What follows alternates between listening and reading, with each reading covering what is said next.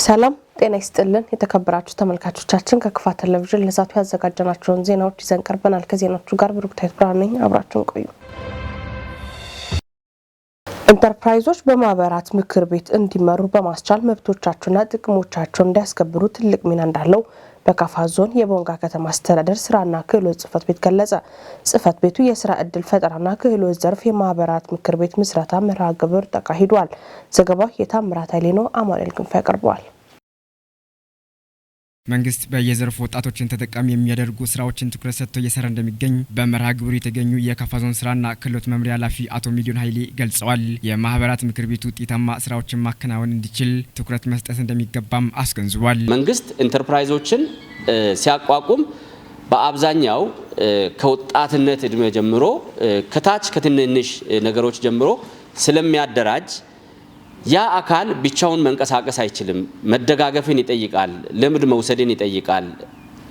አንደኛ ሌሎች ቦታዎች ላይ ሄደን ተጽዕኖ መፍጠርን ብቻም ሳይሆን አንዱ ከአንዱ ዕውቀትን ይወስዳል፣ ጊዜ አጠቃቀምን ይወስዳል፣ ልምድን ይወስዳል። ካፒታላችንንም ደግሞ አንድ ላይ መርጅ አድርገንም የተሻለ ስራ ሰርተን በሌሎች አካባቢዎች ላይ ውጤታማ የሆኑ ነገሮችን ወደኛ እያመጣን ለውጥ እንድናመጣ ስለሚታሰብ ነው በማህበራት እንዲደራጅ መመሪያም የወጣው። የቦንጋ ከተማ አስተዳደር የመንግስት ዋና ተጠሪ አቶ ፍሬው አበበ በበኩላቸው እንደ ሀገርና አካባቢ በሁሉም ዘርፍ እየተመዘገቡ ያሉ ውጤቶች ውስጥ የወጣቶቹ ድርሻ ትልቅ እንደነበር ተናግሯል። ይህንን ከማስቀጠል አኳያ ወጣቶቹ በትኩረት መንቀሳቀስ እንዳለባቸውም አሳስቧል። ከተማችን ላይ የተጀመሩ ልማቶች አሉ። ኮሪደር ልማት አንደኛ ዙር ሁለተኛ ዙር ሰርተናል። አሁን ደረጃውን በጠበቀ መንገድ እየሰራ ነው። ይሄም የከተማችን አንዱ እድገት ውጤት ነው። ስለዚህ ኮሪደር ልማት ላይ በጣም ብዙ ሀብቶችን በከተማችን ከሚመነጨው ሀብት ነው የምናፈሰው። እንዲሁ ከማህበረሰባችን ከነጋዴው ከጣራ ግድግዳ ከመደበኛ ግብር ከሊዝ ከኢንቨስትመንት ከምናገኘው ገቢ ነው የገነባን ያለነው። ስለዚህ ይሄ ትልቅ እድል ነው ለኛ መነቃቃት ፈጥሯል ማለት ነው። ስለዚህ እነኚህን በደንብ መመልከት ማየት ጠቃሚ ነው ብዬ አስባለሁ። ሌሎችም በከተማችን ነው የተሰሩ ያሉ ስራዎች አሉ። ከተማችን ከ100 ሚሊዮን ወደ 1 ቢሊዮን ገቢ አሰባሰብ የተሻገረበት ወቅት ላይ ነው ያለው። ይሄም ትልቅ እድል ነው። የመሶብ አንድ ማዕከል አገልግሎት ለመስጠት ቅድመ ዝግጅት ስራዎችን እየጨረስን ነው። ሁሉም ተቋማት በአንድ ማዕከል ሰዎች ከመልካም አስተዳደር ችግር እንዲላቀቁ አገልግሎት አሰጣጥ ያሉ ችግሮችን ለመቅረፍ የተደረጉ ያሉ ስራዎች ትግሎች ቀላል የሚባሉ አይደሉም በከተማችን። ከዛም አልፎ የእናቶች አቅም ደካማ እናቶች ጧሪ ደጋፊ የሌላቸው እናቶችን ሰብሰብ አድርገን በማህበር አደራጅተን 50 ምጣድ በማዘጋጀት ሼድ በመገንባት ቅድመ ዝግጅት ስራዎችን እየጨረስን ነው። እሱንም ስናስጀምር ትልቁ ኢኒሼቲቫችን ነው። በዘንድሮ የሚካሄደው ሀገራዊ ጠቅላላ ምርጫ ሰላማዊ ሆኖ እንዲጠናቀቅ ወጣቶቹ የራሳቸውን ሚና እንዲወጡም አስገንዝቧል። የማህበራት ምክር ቤቱ በከተማው የሚገኙ ኢንተርፕራይዞች ችግራቸውን በጋራ እንዲፈቱ ከማድረጉም ባሻገር መብቶቻቸውንና ጥቅሞቻቸውን እንዲያስከብሩ ትልቅ ሚና እንዳለው የተናገሩት ደግሞ የጽህፈት ቤቱ ኃላፊ አቶ ሄኖክ ወልዴ ናቸው። ማህበራት የሚመጡ ጥያቄዎችን ደግሞ በተቀናጀና በተደራጀ መልኩ ወደሚመለከተው አካል ለማስተላለፍ የሚጠቅም ከመሆኑ አንጻር ነው ዛሬ ይህን ዘርፍ ምክር ቤት በአዋጁ መሰረት አዋጁ በህዝብ ተወካዮች ምክር ቤት የጸደቀ የራሱ አዋጅ አለው። ያን አዋጅ መነሻ በማድረግ በዛሬው ቀን በቦንጋ ከተማ አስተዳደር ስር የሚገኙ ማህበራትን ሰብስበን ይህንን የዘርፍ ምክር ቤት በይፋ ዛሬ አስጀምረናል። ለስራው ውጤታማነት ትኩረት ተሰጥቶበት እንደሚሰራም በመጠቆም የማህበራት ምክር ቤት መቋቋም በዘርፉ የሚታዩ ማነቆችን ለመፍታትና ፍትሃዊ ተጠቃሚነትን ለማረጋገጥ ትልቅ ፋይዳ እንዳለውም ተመላክቷል። እኛ ለምሳሌ ይህ ነገር ሲቋቋም 12 ከሆነን 12 ተወካይ አንድ ቢሮ ቢገባ መብቴ ሶሉሽን ያመጣል የሚል ሐሳቤ ነው። ስለዚህ ይህ መመስረቱ በጣም ለኛ ትልቅ ግብዓት ነው የምንለው። አሁን እኔ በጣም ሳላመሰግን ማላልፈው የከተማው ኢንተርፕራይሱን በጣም ነው አፕሪሺየት የሚያደርገው። ምክንያቱም እኛን ሲከታተል ምን ለደረሳችሁ ሚለን ነው። ለምን ከህግ አቀፍ ራሱ እየተንጋጋን በምክር ቤቶች በክልል በተለያዩ ቦታዎች ሲንገባ ምንድነው ሁሉ ሰው መጣ የሚባለው ነገር ምን በትንሹ ይቀርፋል። በየዘርፉ ተደራጅተን ተበታትነን ያለኑ ሰዎች ከዚህም በፊት በተናጠል ሲንሰራ የነበሩ ስራዎች አሁን በአንድነት ክንፋችን አንድ አድርገን መንግስታችን በሰጠው ተልዕኮን ለመፈጸም ዛሬ ዙሮ አንድነታችን የምናሳውቅበት ቀን ሆኖ እዚሁ ተገኝተናል። ዋናነት እዚህ አሁን እጩ ሆነን የቀረብነው ማህበራት ከራሳችን ጀምረን መልካም ስራዎችን በከተማችን የተበላሹ ነገሮችን አስተካክለን ከመንግስታችን ጎን ተልዕኮን በተሻለ መንገድ ለማቅረብ ነው የቀረብነውና በተነሳሽነት በቁጭት ለዚች ለአካባቢያችን እንደ ክልልም ሆነ እንደ ሀገር ተልዕኮን ጎን ለጎን ከመንግስት ጎን ሆነን ለማስፈጸም ዝግጁ ነኝ። ወንድሞቼንም በዛ ልክ ተልዕኮን ከኛ ጎን እንዲፈጽሙ ለማበረታታት ነው አላማ አድርጌ ያቀረብኩኝ ማለት ነው። ለስራው ስኬታማነት ሁሉም የድርሻውን እንዲወጣም ተጠይቋል። ባህላዊ ፍርድ ቤቶች በየአካባቢው የሚፈጠሩ አለመግባባቶችን ለመፍታት ሁነኛ መፍትሄዎች መሆናቸው ተገለጸ። በካፋ ዞን ጎባ ወረዳ ባህላዊ ፍርድ ቤቶች ተቋቁሞ እየሰሩ መሆኑን የወረዳ ፍርድ ቤት አስታውቋል። ዘገባውን ያደረሰን የካፋ ዞን መንግስት ኮሚኒኬሽን ነው። ለዝርዝሩ ምረት አብራ ነው። የባህል ፍርድ ቤቶችን ለማቋቋም በወጣው አዋጅ ቁጥር 35/2016 መሰረት ተቋቁመው እየሰሩ መሆናቸውን የጎባ ወረዳ ፍርድ ቤት ፕሬዝዳንት ተወካይ አቶ ተረፈ በላይ ተናግረዋል። በፍርድ ቤት ውሳኔ ለመስጠት የሚያዳግቱ አከራካሪ ጉዳዮችን ለመፍታትና የባህላዊ ፍርድ ቤት ሚና ከፍተኛ መሆኑን ጠቅሰዋል። አቶ ተረፈ አክለውም በመደበኛ ፍርድ ቤት ላይ ጉዳዮች ሲመጡ የሚወስደውን ጊዜ በመቀነስ በአጭር ጊዜ ውሳኔ የሚሰጥበት በመሆኑ ትኩረት ተሰጥቶ እየተሰራ ነው ብለዋል። ወረዳው በርካታ ጉዳዮች ያለበት አካባቢ በመሆኑ ባህላዊ ፍርድ ቤት ያልተቋቋሙ አካባቢዎች ላይ በፍጥነት ስራ ለመጀመር እየተሰራ እንደሆነም ገልጸዋል። የባህል ፍርድ ቤት ውጤታማነት ባለድርሻ አካላትና ማህበረሰቡ መተባበር እንደሚገባ አቶ ተረፈ በላይ አሳስበዋል። በአካባቢያቸው የባህላዊ ዳኝነት ከመጀመሩ በኋላ የተለያዩ ወንጀሎች እየቀነሰ መምጣቱን የባህላዊ ፍርድ ቤት ዳኞች አቶ ወዳጅ ወልደ ጊዮርጊስ፣ አቶ ደጀኔ ገብሬና አቶ አስራት ታከለ ተናግረዋል። በአካባቢያቸው ያሉ የመንግስት አካላት ባህላዊ ፍርድ ቤቱን ለመደገፍ የሚያደርጉትን እንቅስቃሴ አጠናክሮ መቀጠል አለባቸው ብለዋል። የባህላዊ ፍርድ ቤት በየአካባቢው የሚፈጠሩ ግጭቶችን ለመፍታት ሁነኛ መፍትሄዎች እንዳላቸውም አመላክተዋል። የባህላዊ ፍርድ ቤት አገልግሎት ተጠቃሚ የሆኑት ወይዘሮ አስካለ ኬቶ በበኩላቸው ለረጅም ጊዜ ያስቆጠረ ጉዳያቸው በአጭር ጊዜ በባህላዊ ፍርድ ቤት መፈታቱን ተናግረዋል። ይህ ስርዓት ጠቃሚ መሆኑን በመጠቆም ተጠናክሮ መቀጠል እንዳለበትም ጠይቀዋል። የቡና አምራች ማህበረሰብ ኑሮ ማሻሻልን ዓላማው ያደረገው ቪሌጅ ኢንተርፕራይዝ የተሰኘ ፕሮጀክት ማስጀመሪያ መርሃ ግብር በካፋ ዞን ቦንጋ ከተማ ተካሄደ። የጊምቦና ሺሾንዴ ወረዳዎች ፕሮጀክቱ የሚፈጸምባቸው ወረዳዎች መሆናቸው ተገልጿል። ዘገባው የባልደረባችን አማኑኤል ኃይሌ ነው። አብይ ብርሃኑ ያቀርበዋል።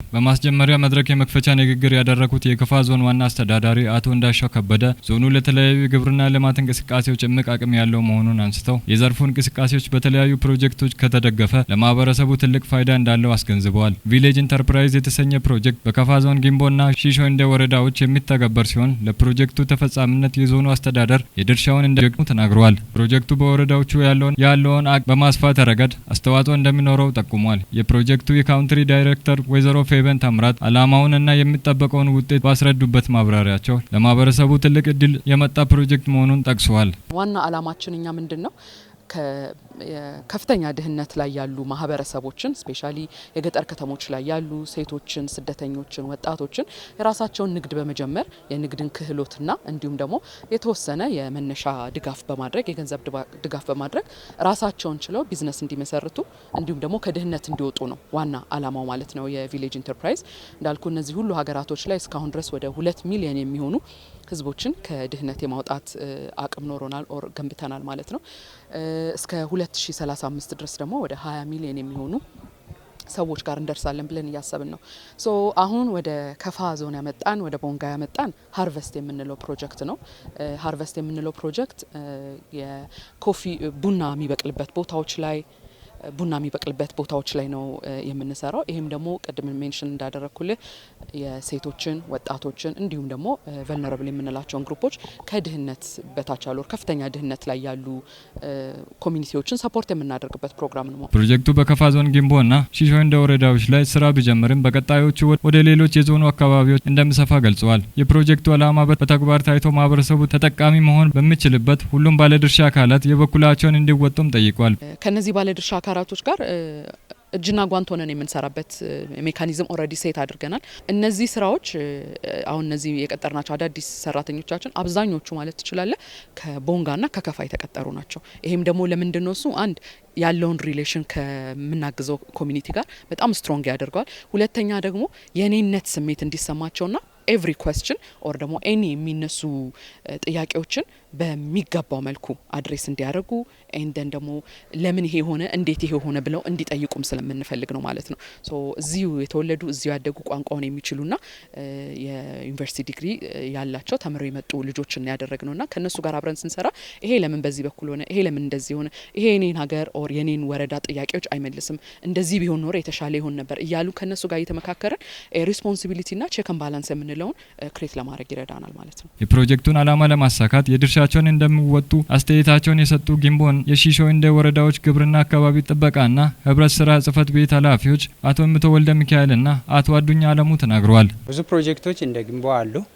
አሁን ይሄ መጨመሩ በጣም ለኛ ምቹ አጋጣሚ ነው የሚለውን ነገር ነው። የኛ አርሶ አደር በተለይ ከድህነት ወለል ያለ በታች ያለ ማህበረሰብ እንዲጠቀም ይሄ እድል መሰጠቱ በጣም ፕሮጀክቱን በጣም እናመሰግናለን።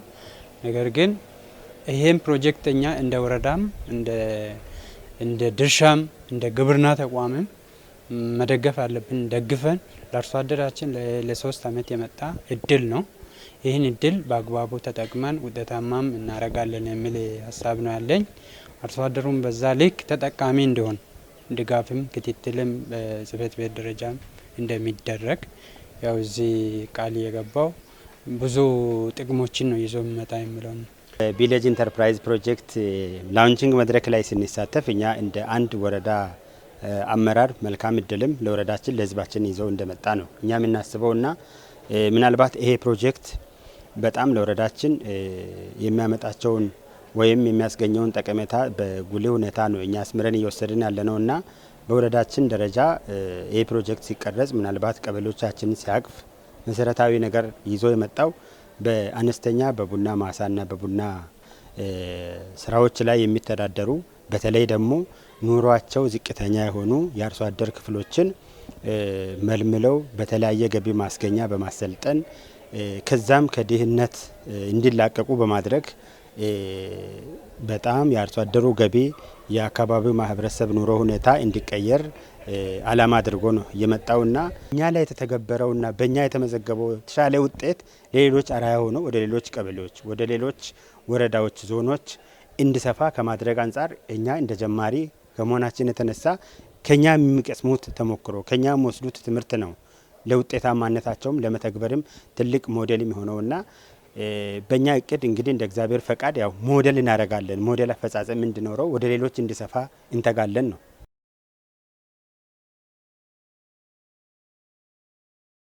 የመንገድ መሰረተ ልማት ተደራሽነትን ለማረጋገጥ ልዩ ትኩረት ተሰጥቶ የተሰራ እንደሚገኝ የጎባ ወረዳ አስተዳደር አስታወቀ። በካፋ ዞን ጎባ ወረዳ በተያዘ በጀት ዓመት በመንግስት በህዝብና መንግስታዊ ያልሆኑ ድርጅቶች ጋር በመተባበር ብዙ የመንገድ መሰረተ ልማቶች እየተሰሩ መሆናቸው ተገልጿል። ዘገባ የካፋ ዞን መንግስት ኮሚኒኬሽን ነው። ተጨማሪ ያለን